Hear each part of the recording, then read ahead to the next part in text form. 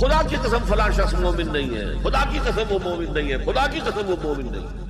صحابہ لرز گئے، کانپ گئے، کون ہے بدبخت اور شقی جس کے بارے میں اللہ کے رسول 3 مرتبہ اللہ کی قسم کھا کر کہہ رہے کہ وہ مومن نہیں ہے؟ پوچھا گیا من یا رسول اللہ، اللہ کے رسول کون؟ فرمایا الذی لا یامن جارہ بوائقہ، وہ شخص جس کی ایذا رسانی سے اس کا پڑوسی امن میں نہیں ہے، چین میں نہیں ہے۔ کیسے سیپریٹ کریں گے ایمان کو عمل سے؟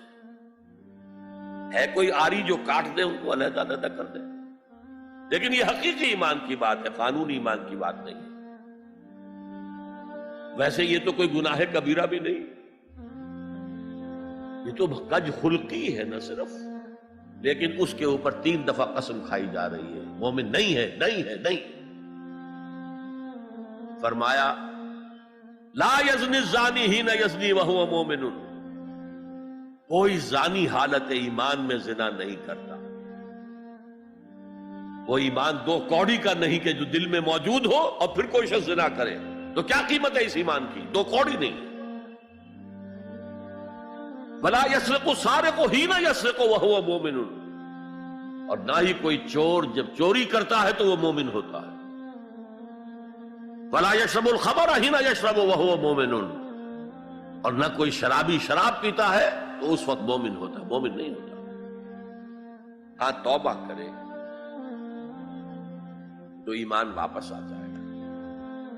الا الذین تابوا وآمنوا وعملوا الصالحات وعملوا عملا صالحا فاولئک یبدل اللہ سیئات حسنات۔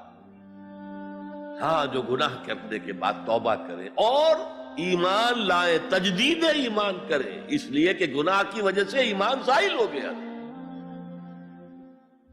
ویسے بعض احادیث سے یہ بھی معلوم ہوتا ہے کہ جب وہ گناہ کر رہا ہے اس وقت وہ ایمان دل سے نکل جاتا ہے، لیکن ایک پرندے کے مانند اس کے سر پر چکر لگاتا رہتا ہے۔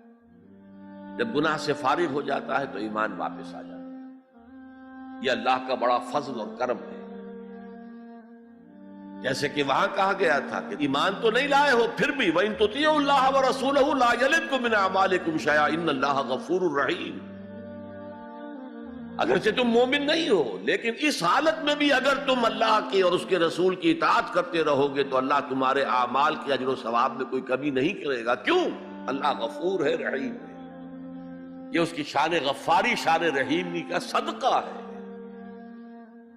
اسی طرح منطق تو یہ چاہتی ہے کہ گناہ کے بعد جب تک توبہ نہ کی جائے ایمان نہ آئے دل میں دوبارہ۔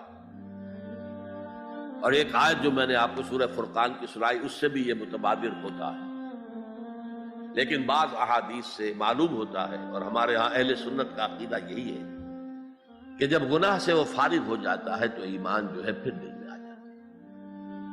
لیکن ایمان اور عمل صالح کا چولی دامن کے ساتھ ہے، آپ علیحدہ نہیں کر سکتے۔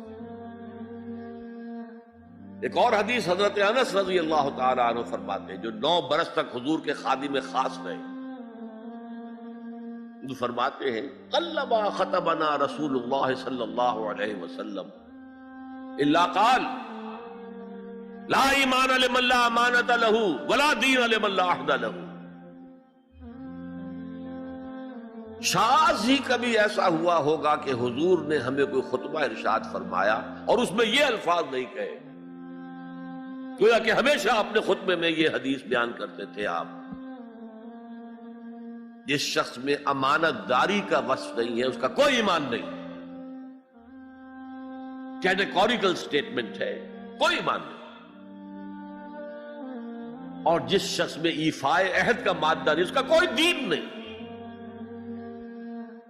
دین تو نام ہے، آپ عہد کرتے ہیں اللہ سے ایاک نعبد و ایاک نستعین، اے اللہ ہم تیری ہی بندگی کرتے ہیں اور کرتے رہیں گے، اور اے اللہ ہم تجھ ہی سے مدد مانگتے ہیں اور مانگتے رہیں گے۔ جو شخص چھوٹی چھوٹی باتوں میں وعدہ خلافی کرے وہ اتنے بڑے وعدے کو نبھائے گا جو پوری زندگی کے اوپر حاوی ہے۔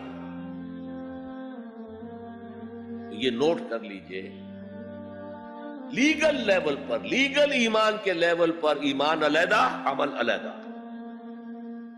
حقیقی لیول پر قلبی ایمان والے لیول پر ایمان اور عمل صالح گتھے ہوئے ہیں، چولی دامن کا ساتھ ہے، ان کو ایک دوسرے سے جدا کرنا مشکل۔